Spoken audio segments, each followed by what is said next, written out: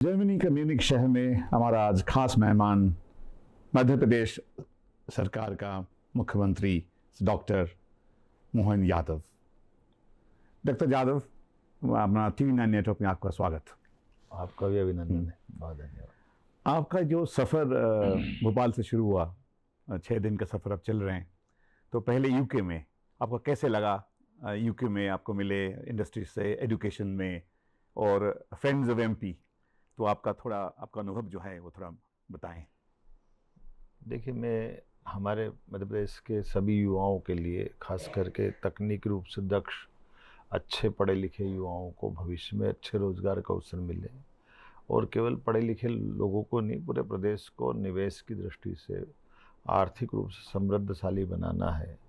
मध्य प्रदेश को देश में नंबर 1 का अगर राज्य बनाना है, तो इससे अच्छा मौका कभी नहीं मिलेगा जो यशस्वी प्रधानमंत्री श्रीमान नरेंद्र मोदी जी के नेतृत्व में सभी राज्यों को मिल रहा है। जो राज्य जितना आगे बढ़ना चाहता है, जिस भी क्षेत्र में बढ़ना चाहता है, सरकार ने इतनी अच्छी अनुकूलताएं और पारदर्शिता के साथ सुव्यवस्था में बदली हुई है, जिसके बलबूते पर हर राज्य आगे बढ़ सकता है। और मुझे संतोष है, हमने हमारी सरकार बनने के साथ ही इस दिशा में कदम बढ़ाए। और पहले हमने संभाग के रीजनल कॉन्क्लेव की, जहां हम हर संभाग में विकास के अवसर ज़मीन पर उतारने में लगे रहे, लोगों को इन्वेस्टमेंट के लिए बुलाते रहे। फिर अब ग्लोबली हम फरवरी में भोपाल में करने वाले हैं, तो स्वाभाविक रूप से देश और प्रदेश के बाद विदेश में भी आना पड़ेगा। इसी भाव से जब हम इंग्लैंड में आए, तो हमने उम्मीद की थी कि हम अपनी बात कहेंगे, कुछ टेक्नोलॉजी के कुछ प्रस्ताव मिल जाएंगे, लेकिन मुझे बहुत अच्छा लगा कि बड़े पैमाने पर, बड़े संख्या में निवेशकों ने मध्य प्रदेश की इस परिस्थिति के साथ खड़े होना सीखा है। वो हमसे जुड़ना चाहते हैं। 60,000 करोड़ से ज़्यादा के प्रस्ताव आ गए। हमारे लिए तो एक आश्चर्य की बात थी, इतना बड़ा प्रस्ताव मिलना।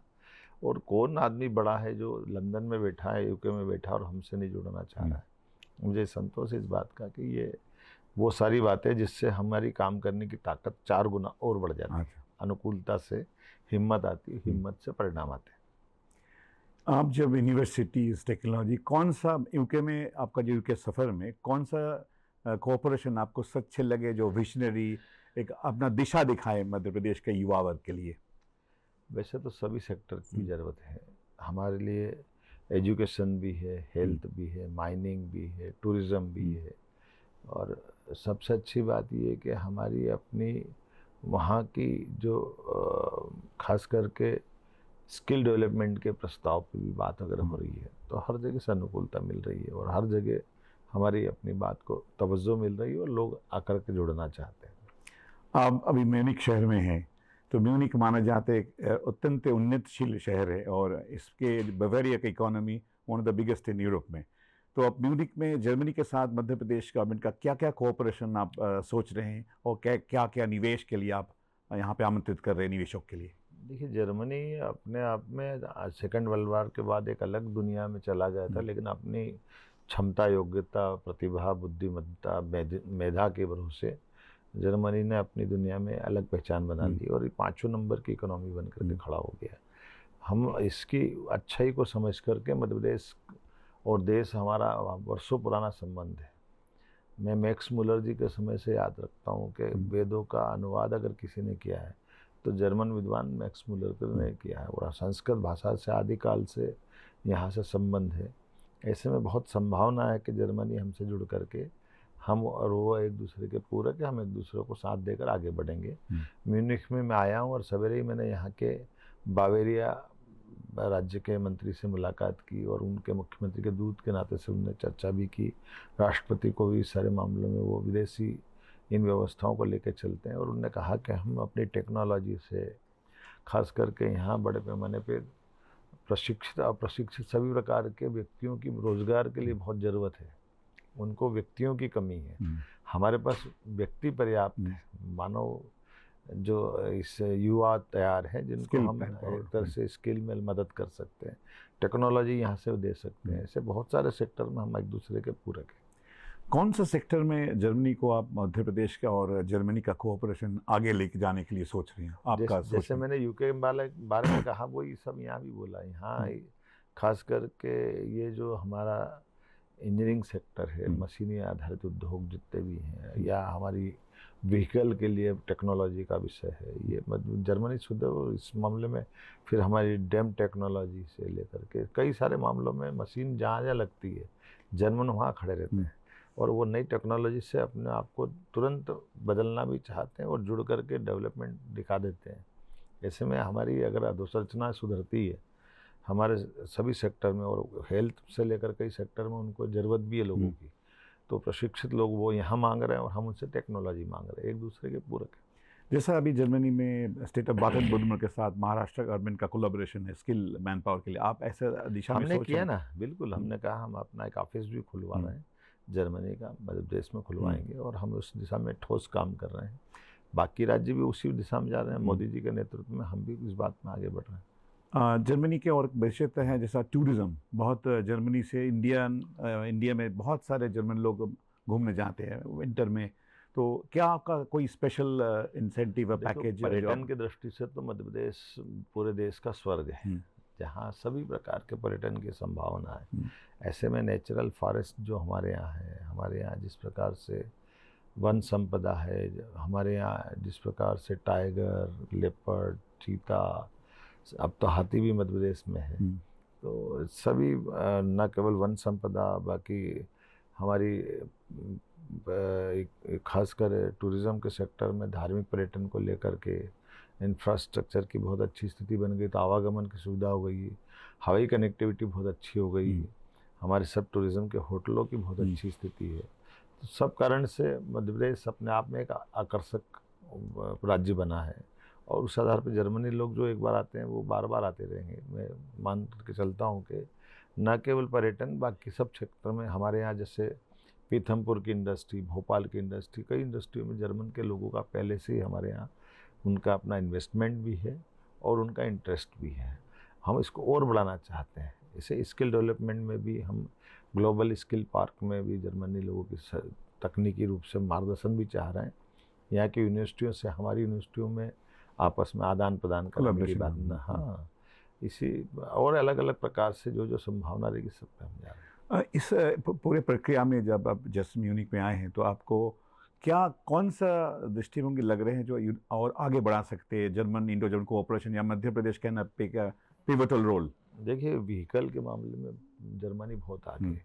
अब ई व्हीकल का ज़माना आ गया है, तो ई व्हीकल में थोड़ा जर्मनी को चुनौती है, लेकिन चूँकि उनके पास टेक्नोलॉजी है, आज नहीं तो कल वो उसमें बढ़ेंगे, लेकिन हम उनको क्या मदद कर सकते हैं।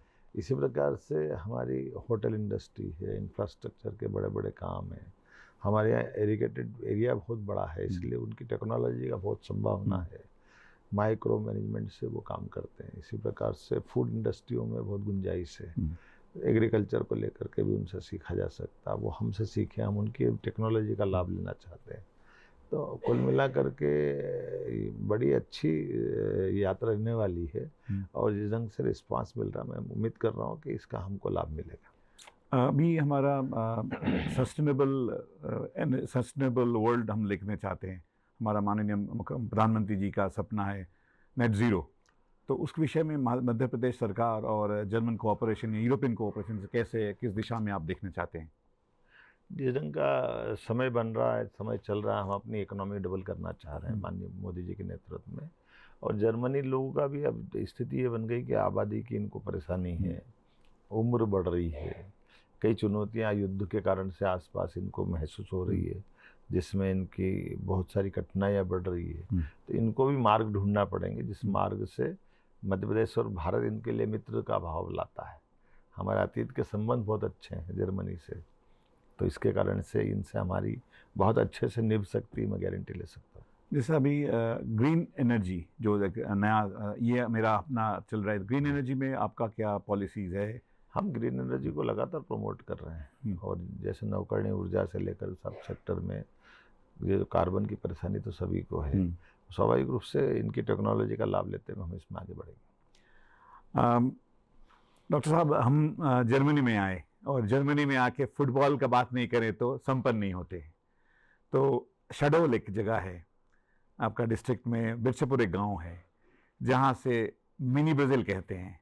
तो इसके बारे में, स्पोर्ट्स और फुटबॉल के बारे में आपका सरकार का क्या पॉलिसीज है और कैसे आपको प्रमोट करना चाहते हैं? मूलतः तो हमारा देश खेलों के लिए सदैव प्रमोट करने वाला देश है। भारत वो देश है जहाँ खेलों के बलबूते पर विवाह हो जाते थे, जो स्वयंवर हम कहते थे। हाँ। भगवान राम के काल को याद करें, जब उनका स्वयं का सीता माता का स्वयंवर उनका हुआ है।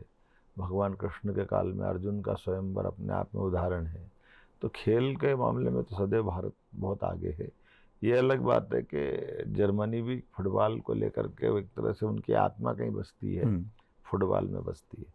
और मैं भी फुटबॉल को इसलिए पसंद करता हूँ कि फुटबॉल हमारी न केवल मांसपेशियों को मजबूत करता है, शरीर की दक्षता को बढ़ाता है, लेकिन गरीब से गरीब आदमी भी बहुत घंटों खेल सकता है, इसमें ज़्यादा ज़रूरत नहीं है।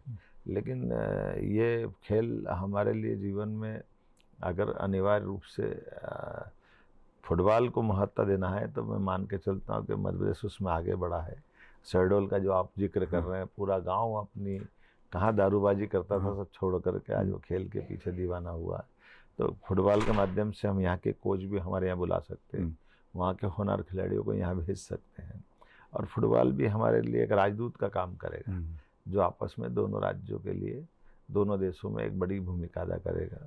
अभी हमारे यहाँ मोटे तौर पर थोड़ा सा माहौल और बनाने की ज़रूरत पड़ेगी, क्योंकि हमारे दूसरे खेलों पे अभी लोगों का ध्यान ज़्यादा है। लेकिन फुटबॉल अपनी मूल पहचान बनाएगा, ये मैं उम्मीद करता हूँ। धन्यवाद हमसे बात करने के लिए। मैं बहुत धन्यवाद देता हूँ।